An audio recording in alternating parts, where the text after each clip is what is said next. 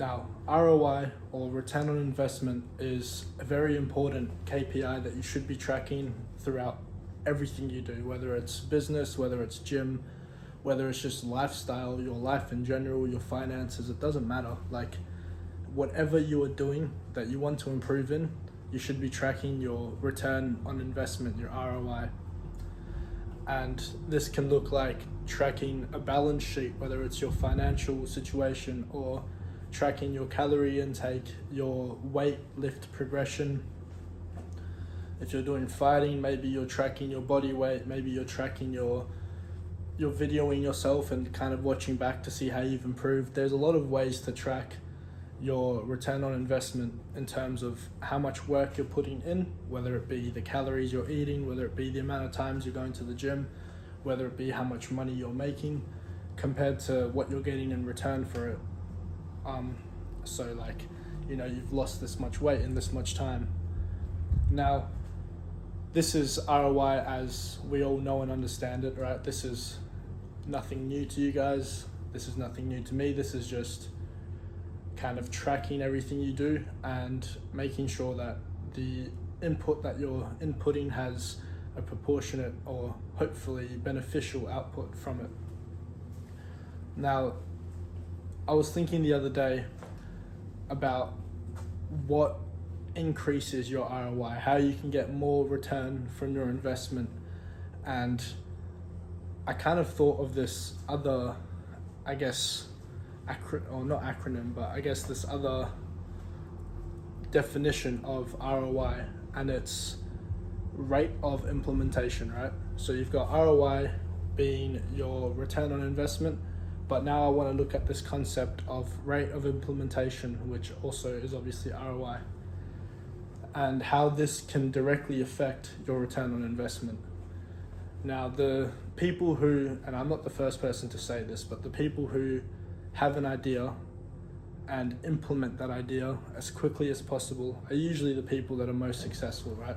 We've heard countless times before, big CEOs aren't the first to have the ingenious idea. For example, Facebook wasn't originally even Mark Zuckerberg's idea entirely, but he's the one that went out and did something about it, and he reaped the return from that investment. So essentially, if you can have the lowest rate of implementation possible, meaning you have an idea that you think is good or even half decent, and you pair that with actually going out and putting the idea into practice, actually running trials, running tests, seeing if the market approves of your idea, if it actually is a good idea, then in the long run, you will reap the rewards from that idea and the implementation of that idea a lot quicker than anyone else who maybe has the idea and then says, oh, is this a good idea? And then waits like 4 years to actually start on anything, whereas you started like that. So once again, none of these concepts as individual concepts is new. This is something that a lot of entrepreneurs, a lot of personalities, a lot of influencers have spoken about for pretty much since the internet started. However, I want to kind of tie these two together because I've never heard anyone talk about return on investment and rate of implementation as kind of this cohesive thing where your return on investment can be amplified significantly if you decrease your rate of implementation, meaning you act on things so much quicker. Now, you may be thinking, this is all cool, this is great, this makes sense, but how do I decrease my rate of implementation so I can increase my return on investment? And I don't have some magical answer for you on that. I don't have like a 2-step process that you can do.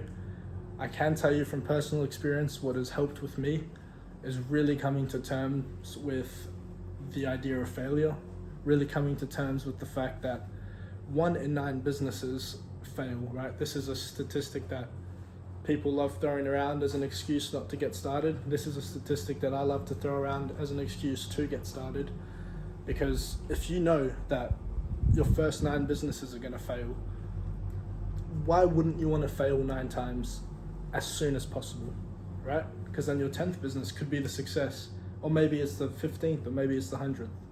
The point is, if you get all those failures under your belt as quick as possible, you'll get your first win as quick as possible too, right? You lowered your rate of implementation, you started the 100 businesses, and then you increased your return on investment because the 101st business was the successful one, and you made all the money that you lost back with that one business.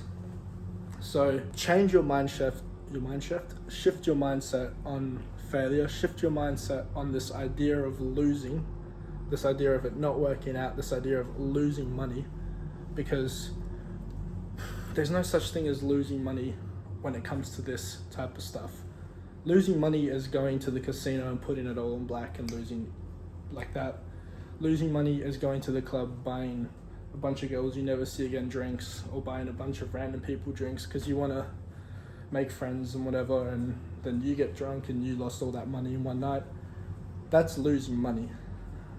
Investing in yourself, investing in a gym, in business that doesn't work out isn't losing money. That's learning.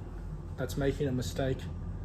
And from that mistake, it's very important that you write down lessons and that you learn from them. Because if you're going to make a mistake, which you will, I am currently making many, I got to learn from them, right? I've got to think, okay, this is clearly not working. What do I change?